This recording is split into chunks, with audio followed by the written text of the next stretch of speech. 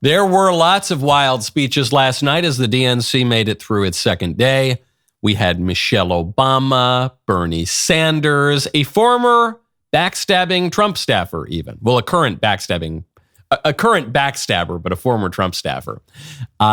However, no speaker more perfectly encapsulated the Democrats' 2024 campaign than some random state senator lady, whose name I didn't even look up, who had this to say about the threat posed by a second Trump administration. Donald Trump would be able to weaponize the Department of Justice to go after his political opponents. He could even turn the FBI into his own personal police force. That is not how it works in America. That's how it works in dictatorships. Something tells me this Democrat lady doesn't read the news much. Because if she did, she probably would have read that President Trump's former White House chief strategist, Steve Bannon, is currently in jail. And a senior Trump White House advisor, Peter Navarro, just got out of jail last month. Both of those men were imprisoned by Democrats in unprecedented and, to my mind, illegal prosecutions. She might have read that Democrats are currently trying to imprison Donald Trump in 4 different ways. She is right about one thing. In America, we did not used to do that sort of thing. That is what dictators in banana republics do, and that is exactly what Joe Biden and Kamala Harris have turned us into. I'm Michael Knowles. This is The Michael Knowles Show.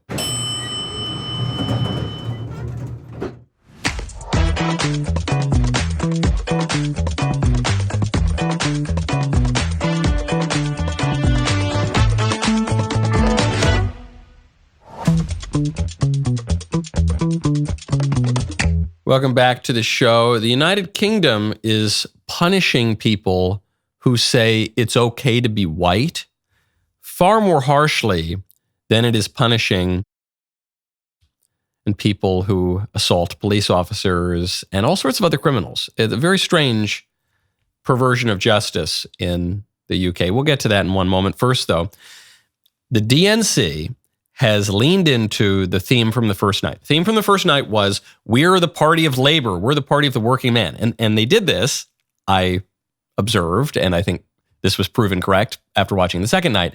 They did this because the Democrats are terrified that they're losing the working class. They're losing their identity as the party of labor, the party of the working man, the party of the little guy. They would always portray the Republicans as rich Uncle Pennybags, these plutocrats who are on Wall Street, who they're the big money guys, the big capitalists. We're the party of the working man. However, now President Trump, especially since President Trump took over the GOP, has made the GOP the party of Pittsburgh and the Democrats the party of Paris, to use a phrase from Senator Cruz. So the Dems try to invite a big union boss on day one. Problem is, the biggest union boss in America, the head of the Teamsters, spoke at the RNC, not the DNC. So they bring out Alexandria Ocasio-Cortez because she was a waitress once or something. They're doing their best, but it doesn't quite work because the reality of the Democrats is they really are the party of the elite. They really are the party of Wall Street. They're the party of all the big institutions. They're the party of the big money. They're the party of the corporations. They're the party of the billionaires and the millionaires. So how can they reposition themselves? They give Bernie Sanders a big speaking slot. They send out Bernie.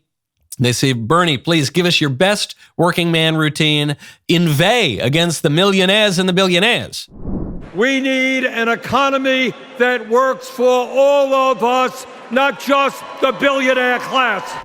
You'll notice Bernie stopped inveighing against the millionaires and the billionaires. He switched it just to the billionaires after Bernie became a millionaire some years ago. So all of a sudden the millionaires are okay. But they send him out anyway. No, we are not merely going to represent the billionaire class. And then the very next speaker was this guy. Donald Trump thinks that we should trust him on the economy because he claims to be very rich.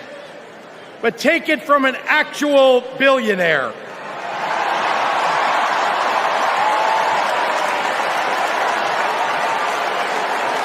Trump is rich in only one thing: stupidity.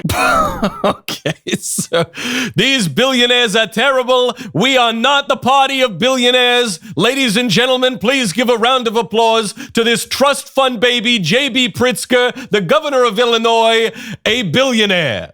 Hey, everybody, I'm a billionaire. And then the Democrats go wild. Woo, look at our billionaire. We love our billionaires. Now, for those of you who are not familiar with that man, he is the governor of Illinois, J.B. Pritzker. He is the heir, one of the heirs to the Hyatt hotel fortune.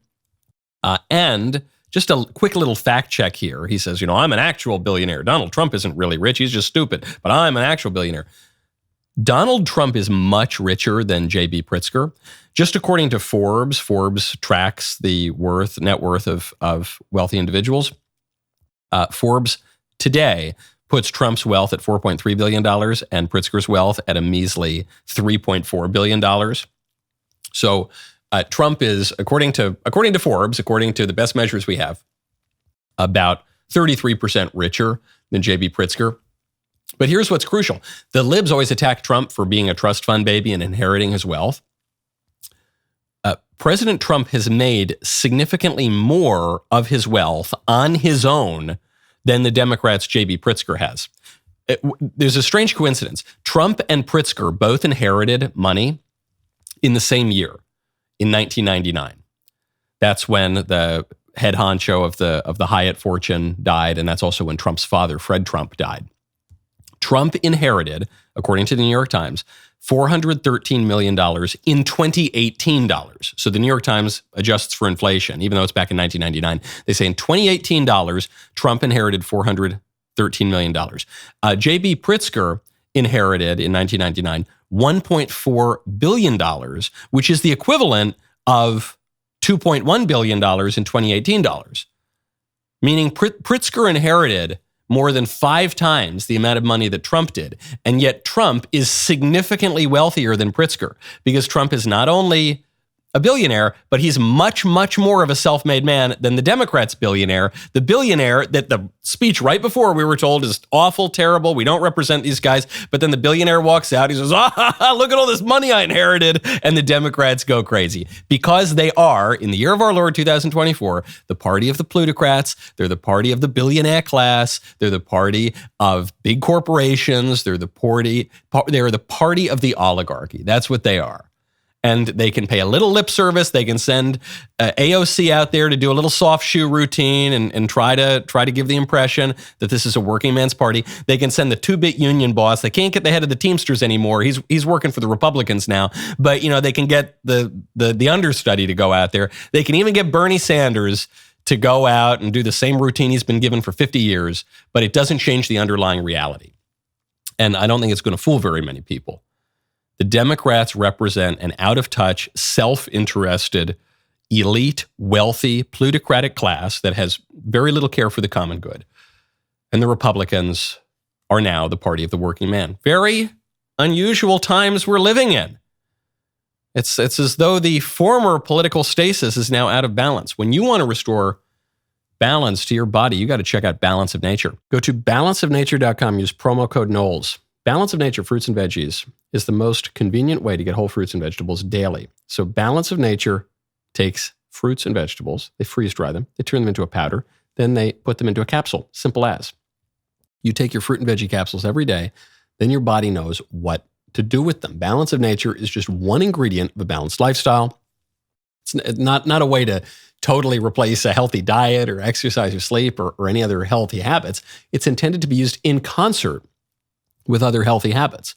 Of course, we're people with integrity, we're a whole being, but this is a wonderful way to augment all of those other things that you're doing, especially if you're like me and you're on the road a lot and maybe you're, getting a little Mac attack on the highway every now and again and you don't always have that time to get your fruits and veggies. Balance of Nature can come in and just take that anxiety totally off your mind. Go to balanceofnature.com, use promo code Knowles, K-N-W-L-E-S, for 35% off your first order as a preferred customer, plus get a free bottle of fiber and spice. I absolutely love Balance of Nature, and I strongly encourage you to go to balanceofnature.com, promo code Knowles. Speaking of generational wealth, Michelle Obama shows up at the DNC. She takes on the scourge of wealth. My mom, in her steady, quiet way, lived out that striving sense of hope every single day of her life. She believed that all children, all people have value, that anyone can succeed if given the opportunity. She and my father didn't aspire to be wealthy. In fact, they were suspicious of folks who took more than they needed. They understood that it wasn't enough for their kids to thrive if everyone else around us was drowning. So my mother volunteered at the local school. We should not aspire to be wealthy. We ought to be suspicious of anyone who takes more than they need, says the woman who demanded $65 million to write a book. Michelle Obama's book deal, it was a joint deal with her husband. That book deal was $65 million, which is impossible to recoup. It was really a political bribe, as a lot of these book deals are, but that's a story for another time. All that really matters for the purposes of Michelle Obama's hypocrisy in the speeches, seems like she took a little more than she needed, wouldn't you say? And it wasn't just that she went after wealth from the perspective of the individual. She also attacked generational wealth.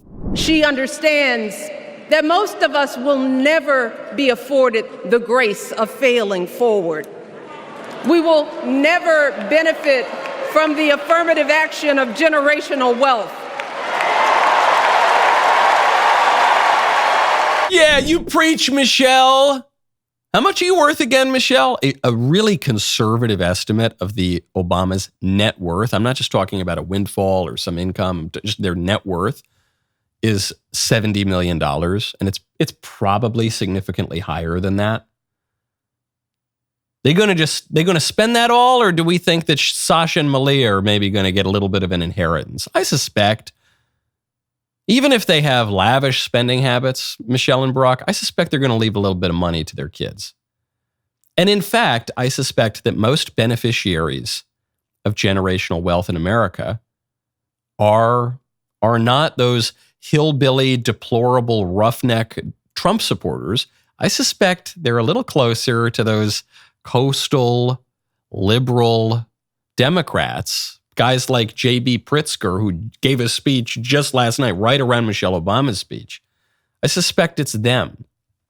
I say it frequently. I don't want to sound like a broken record, but every accusation these people make is an admission of something they themselves are doing. And by the way, I'm not knocking her for I hope she leaves a lot of money to her kids. Generational wealth is great. I didn't grow up with money. Money was actually a little bit of a problem when I was a kid. However, I had a number of wealthy friends. I've known plenty of wealthy people. I don't begrudge them 1 cent. In fact, I think generational wealth can be a good thing because, one, from the political perspective, it can establish the conditions for a kind of cultural inheritance, not just a financial inheritance, but a cultural inheritance. We're going to pass something along to the next generation. We're going to try to pass on the privileges that we had to another generation. And this has effects far beyond just one individual or beyond one family. It creates a kind of stability across the years for a civilization. However, it's also a good thing at the individual level because I'm not working to buy a nice car. I don't really care about cars. And I'm a cheapskate. I don't know if it comes from my Italian side. I don't know if it comes from the WASP side, but I'm kind of a cheapskate. I don't even want to buy new shirts half the time, okay? Even when my shirt gets a little ring around the collar, so I'd rather bleach it than I'm not really all that interested in stuff. The one fancy thing I'd probably buy is cigars, and I have my own cigar company, so I don't even have to buy those. I'm not working to buy stuff for myself, generally. So what am I working for? Why am I making money? Why are you making money? Beyond just paying the bills, it's because you want to leave something to your kids. You want to make sure that your family is okay. You want to provide for those who are closest to you. Maybe you want to give to charity as well. But that's the impulse for it. If the only reason I were working is to buy a new car, I would just stop working. Okay? It's not just about it's a very liberal idea. Sometimes people joke, they say, the key to life is you got to spend every last dollar before you die. I'm going out on a jet ski, baby.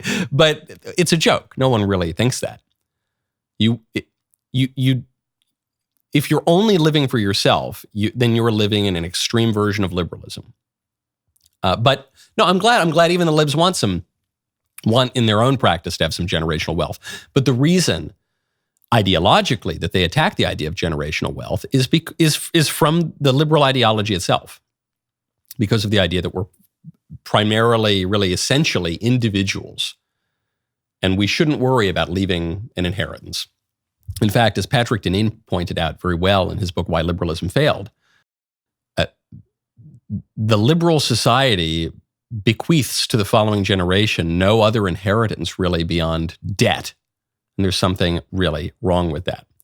Now, speaking of family, it was reported yesterday. This is a very interesting little political story. Because what's interesting about this is not the thing that happened. It's really the thing that didn't happen.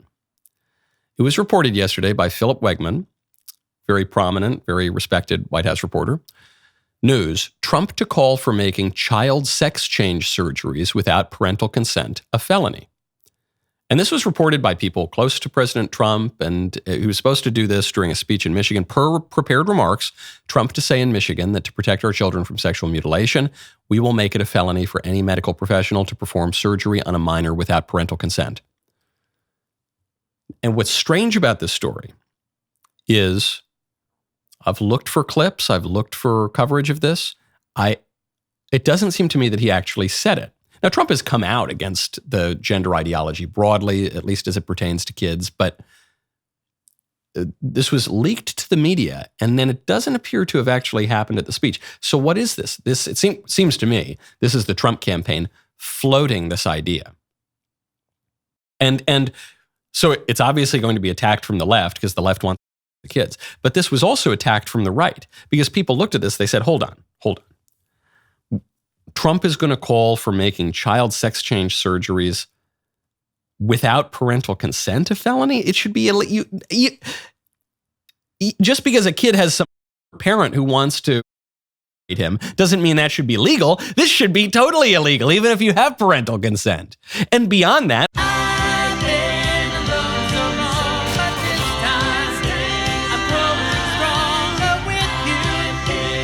seems to me that's what we're testing, and I'm not quite sure what the answer is. Now, you probably aren't sleeping very easy at night if you think that's the condition of our country. Well, if you want to sleep easier, you got to check out Helix Sleep. Go to helixsleep.com/Knowles. Helix Sleep has a quiz that takes just 2 minutes to complete, matches your body type and sleep preferences to the perfect mattress for you. With Helix, you are getting a mattress that you know will be perfect for the way you sleep. I love being a Helix mattress owner. I have been a Helix mattress owner for now years and years at this point. And I'm not even joking. I was just thinking as we were doing the introduction to this, okay, look, I'm glad I told you my eldest son just moved from his crib to his bed and he gets a beautiful Helix mattress, but I was already thinking, I said, it's not going to be long before my younger son, my middle son is moving from the crib to the bed. And I was like, I got to get another Helix mattress immediately, because otherwise then the younger son is going to be so jealous. What, the other Knowles men get the Helix, but he doesn't? That would be very wrong. So be like us, okay? You want a mattress, take the quiz, order the mattress that you're matched to, it's shipped right to your door. helixsleep.com/Knowles. Go to helixsleep.com/Knowles. Helix is offering 25% off all mattress orders, 2 free pillows, helixsleep.com/Knowles. This is their best offer yet. It will not last long. With Helix, better sleep starts now. President Trump just absolutely destroyed a reporter for raising a line of attack that the Kamala campaign has been advancing. This was in Howell, Michigan yesterday. Thank you, everybody, very much. Thank you for coming.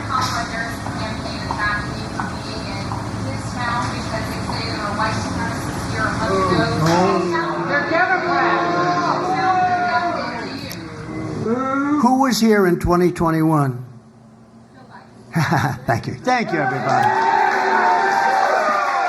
So in case you couldn't hear, if the audio was a little bit low, the reporter says, President Trump, how do you respond to Kamala Harris's campaign suggesting that your appearance in this city has to do with racism, that this city has a racist history? Because I guess some Klansman or something lived in Howell, Michigan once. What do you have to say that your appearance here is a racist appearance? And Trump, amazingly quick on his feet, or very well prepared, or both, he said, hold on. Who campaigned here in 2021? And the reporter knew. It almost makes me think that the reporter was not attacking Trump, but was giving Trump the opportunity to respond to a silly attack from Harris. The reporter says, Biden was. And he goes, okay, thank you. Thanks. I don't remember this question of Joe Biden. Mr. Biden, you're showing up to a random town in Michigan. Why do you love the Ku Klux Klan so much? By the way, Joe Biden actually was close friends with an exalted cyclops of the Ku Klux Klan, his fellow Democrat Senator Robert Byrd. But very few questions about that. No questions about his appearance in Howell, Michigan. The Trump shows up. He says, Trump, why, you love the Klan, right? That's why you came here to Michigan. He goes, hold on. Who came here 3 years ago? Biden. Okay, thank you. Bye. It was a beautiful smackdown of the reporter, or if the reporter was simply asking questions, a beautiful smackdown of the Kamala Harris campaign. But this is all they can really run on. It's just racism, sexism, thisism, thatism, but especially racism. And the Democrats and the Republicans can show up to the exact same town for the exact same purpose. And when the Democrats do it, it's good. It's a defense of ordinary Americans in the forgotten parts of the country, American labor, the worker. And when Trump does it, when the Republicans do it, it's because they love the Ku Klux Klan. That's going to be the case no matter where they go, no matter what they say, no matter what they propose. Republicans are going to propose policies. They're going to be racist and awful and sexist and bigoted and terrible and disastrous. Then Kamala is going to steal those policies. And in some cases, she's going to even exaggerate those policies. And it's going to be wonderful. That's happened twice now in the last 2 weeks. And that's just the way it goes. That's just how the media operate. Now, speaking of racism, I have to give a hat tip here to first Aaron Siberian, reporter for calling my attention to this, Washington Free Beacon, and Abigail Anthony, who has compiled this list of examples of white people saying anything from perfectly ordinary and defensible things to maybe slightly what you'd call racist things, being punished much more harshly than hardened criminals, violent criminals, child abusers, etc. This is unbelievable. I'm just going to read directly from Abigail's reporting here. So there were these stickers that this guy was distributing. The stickers had phrases like, it's okay to be white. It's okay to be white. Not even that it's good. It's okay to be white. Reject white guilt, and they seek conquest, not asylum. It's people who are coming into the UK illegally. Judge Tom Bayless said, the publication of this kind of material is corrosive to society, and further told the accused, Samuel Malia, that I am quite sure that your mindset is that of a racist and a white supremacist.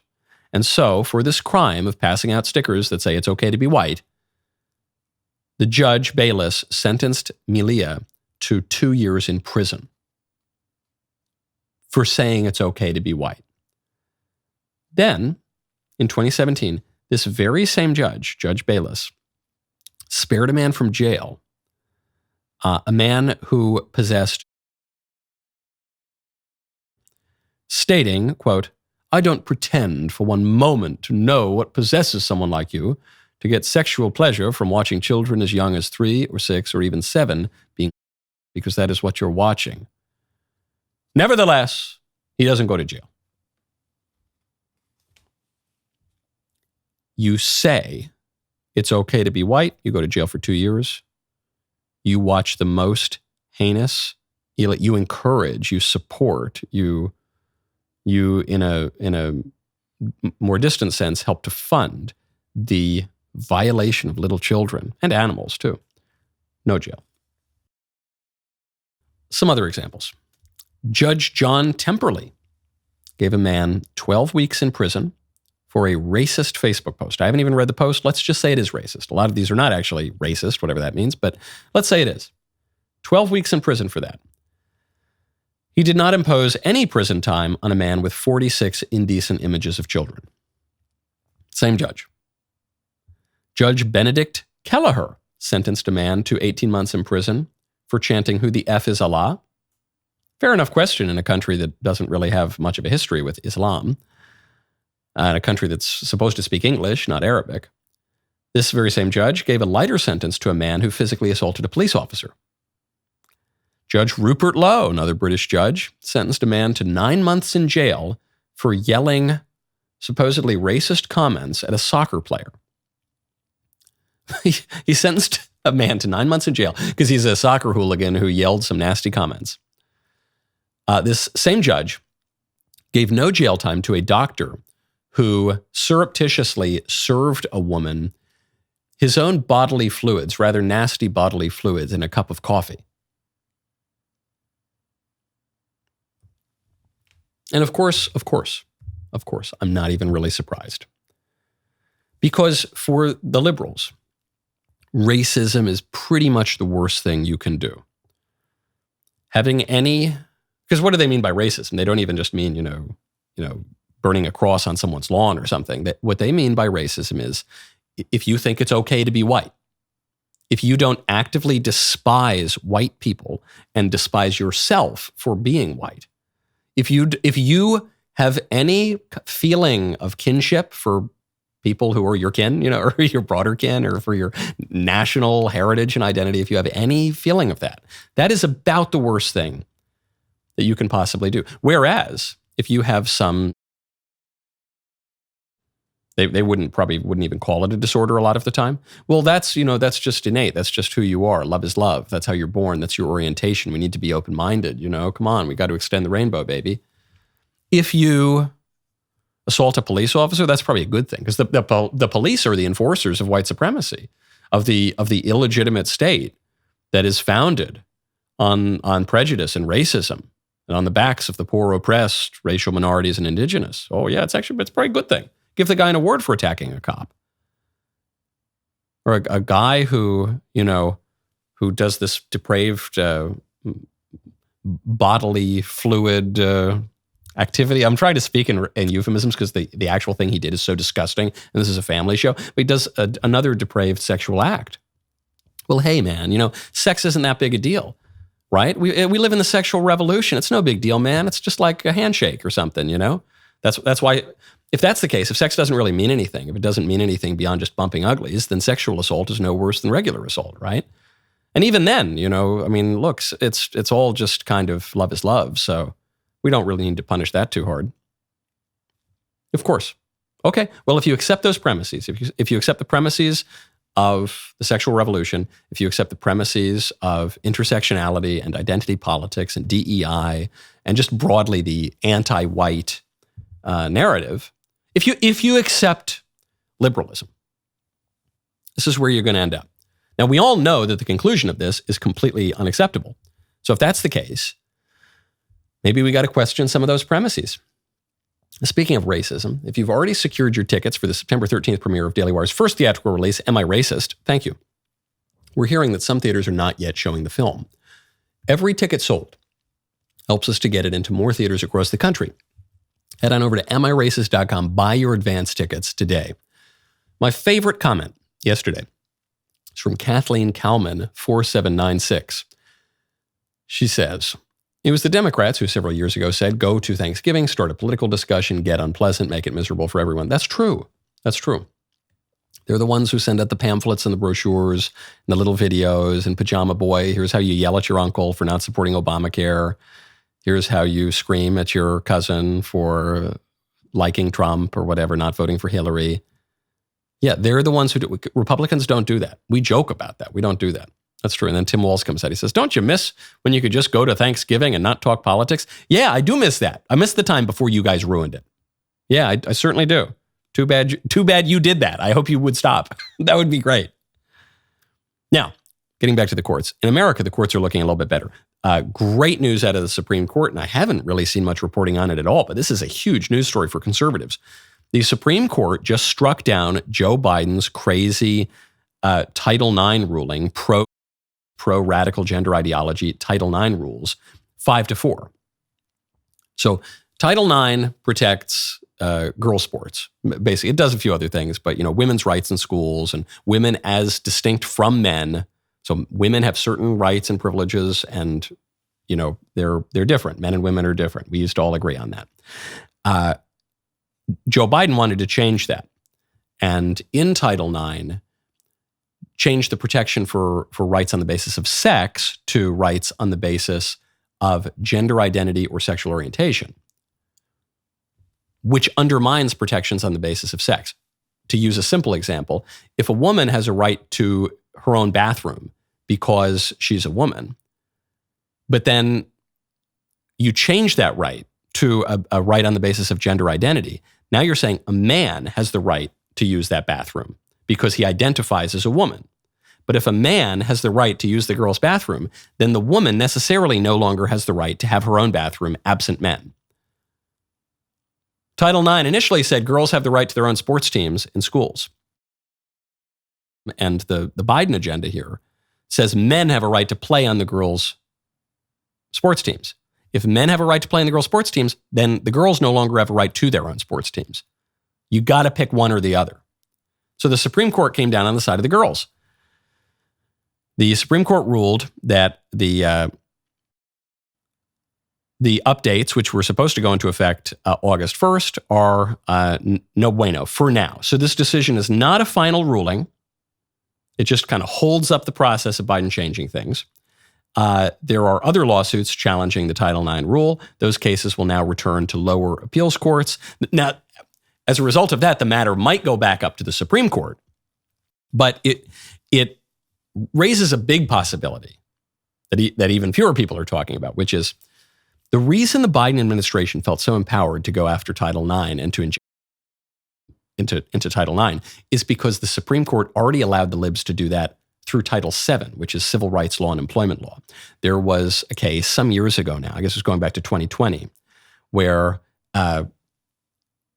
there were a couple cases that were pushing in this direction. The one that I've talked about on the show a lot was the Harris Funeral Homes case, where a fella decided he was going to start wearing a black dress to work in his funeral home. And the owner of the funeral home said, hey, man, you can't do, people are grieving here. You're creating a huge distraction for them. It's really not about you and your, this is more about the grieving families. That's what our business serves.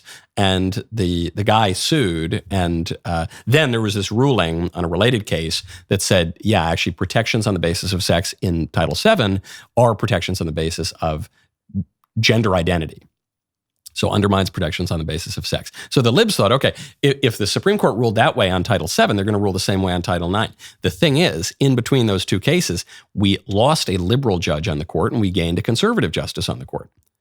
We got Amy Coney Barrett in the meantime. So Neil Gorsuch, who is supposed to be a conservative, Neil Gorsuch is the reason that the Title VII rule went through back in 2020, because he sided with the libs on the Bostock case.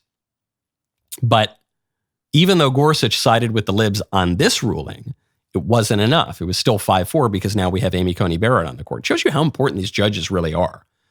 How important getting every single one of these judges can be, because while the Supreme Court is unanimous or nearly unanimous a lot of the time on these crucial cases that determine how the country is going to move into the future on important social issues, it can be really, really close. So the question is now, not only what will happen with Title IX, do the girls get to keep their sports? Do girls get to keep their bathrooms? Are we going to have in schools? Could the court overrule the Title VII decision? The issue is still a very, very live issue. The libs want to pretend it's all settled. It's not settled. It's completely absurd. If we keep pushing hard, if we win this election, if we stop the libs from totally destroying the Supreme Court, as Biden is proposing right now, if we can get maybe even another conservative judge on the court, we have a chance to make some real gains, because the Supreme Court is, for now, probably the most powerful branch of the government. And we're pretty close. The Supreme Court is signaling, hey, conservatives, don't lose hope. there's still a chance that you can wield some political power to help restore even some semblance of normality in the country. Hey, conservatives, you don't need necessarily to live in a Monty Python sketch. Now, even more good news coming out from elected and appointed officials. The Georgia Election Board just adopted a new rule on Monday requiring county election officials to generate lists of voters who vote in elections and then examine them for duplicates. So Georgia is now requiring the number of votes cast to be reconciled with the number of votes counted. This seems like a minor rule, but this is really important. We heard all sorts of accusations coming out after 2020 that the number of votes that were ultimately counted did not correspond to the number of people who actually showed up to vote on any given day, even when you factor in for mail-in ballots. So what happened? Were some ballot boxes stuffed? That certainly happened before. FDR, going all the way back to FDR and LBJ, they joked about this. They said, you got to sit on that ballot box, boy. LBJ almost certainly won his Senate seat in 1948 because they stuffed a ballot box in Texas. That happens. This rule in a crucial state, we got to win, Georgia, could be significant. Are we going to see this elsewhere around the country? We still have a little bit of time, not too much time. The hour grows late. But while we're all talking about messaging and appealing to this voter and this little news clip, hey guys, the election is probably going to come down to basic rules such as this. You got to make sure. You can never have a perfect system, but you got to make sure it's much harder to steal the election. Now, speaking of the people who might try to steal that election, who are trying to win that election, the case of Tim Walz, Kamala Harris's running mate, gets even stranger. Tim Walz just went after Trump and J.D. Vance for supposedly opposing IVF. And IVF and the whole surrogacy industry has all sorts of problems, the most basic of which is it commoditizes human life and it treats people as commodities just to be bought and sold. It also establishes the domination of technology over the origin and destiny of human life, and it trods over the legitimate rights of babies and pretends that babies are nothing more than accessories for parents, et cetera, et cetera. However, that said, the Trump campaign is not running against IVF. The GOP is not running against IVF. I think there are serious bioethical reasons that they ought to reconsider their position, but it's simply not the case. Nevertheless, Tim Walz has claimed that IVF is how he formed his family. First of all, it was up to him. I wouldn't have a family because of IVF and the things that we need to do reproductive. My kids were born through that that way. And also I make sure that I'm the guys and our folks are investing in prenatal care. We're the ones that are there for universal pre-K. We're the ones that are providing school meals at this. I'm not going to back down one bit on this whole family values thing and it's us. That construct that he's putting out there is absolutely untrue. We're making it more affordable to have children by having paid family and medical leave so that you can go home when your kids are sick and take care of them. Or if you're a dad, I don't have to go right back to work 5 days later after my wife had a C-section because our insurance wouldn't pay for it. We're boosting those things up. There's nothing pro-family other than having women be incubators for their vision of this. And I don't know. Once again, it's weird. I don't want J.D. Vance talking about my family. I certainly don't want him talking about my daughter or my wife. It's none of his damn business. But I said none of his damn business. Okay, you get the point. He's just going to keep blabbing. The most important part is the first part. He says, my kids were conceived through IVF. I wouldn't have my family if not for IVF. I thought, oh, wow, that's interesting. I didn't know that about it. That's too bad, because one of the other big problems with IVF is, practically speaking, when people do it, they create lots of little people. They create lots of babies, and then they just put them in a freezer forever, and then they either destroy them in a way that's tantamount to abortion, that is to say murder, or they just leave them on ice forever. And they don't, people don't really consider the bioethical implications of it. So I have some sympathy for people who've gone through it, but it's really not bioethically defensible, which is why the church broadly has opposed it from the beginning. The Catholic Church certainly has opposed it from the beginning. The Southern Baptists just came out against IVF and surrogacy. It was just the largest Protestant denomination in America. So, people are beginning to consider this issue and realize it's no bueno. But all of that aside, the craziest part is it turns out Tim Walz is totally lying. Tim Walz did not get his kids through IVF. That's not how they were conceived. The New York Times came out and reported this. The New York Times said that they were conceived through some other way. Many have assumed that his family relied on IVF. Or I'm sorry, this is NPR. No. New York Times. So it's easy to confuse the two. That his family relied on IVF to conceive the two children. Several news outlets, including the Times, the Associated Press, the Minnesota Star Tribune, have reported that the family relied on IVF. He said, my wife and I used IVF to start a family, but when asked if the Walzes wanted to share more details, the Harris-Walz campaign recently clarified that the couple did not rely on IVF, but rather another method. So he's just a pathological liar. He lied about his military service. He lies about, and really bizarre lies. He lies about how his family was conceived and pretends it was conceived through this really controversial and specific and expensive method that he obviously knew he didn't use. He's just a liar, man. This guy is a liar through and through. I wouldn't trust him as far as I could throw him. Not surprising whatsoever. Now, a man who's not a liar is my guest in the Membrum Segmentum. That would be my friend Spencer Clavin. The rest of the show continues now. You do not want to miss it. Become a member. Use code Knowles at checkout for 2 months free on all annual plans.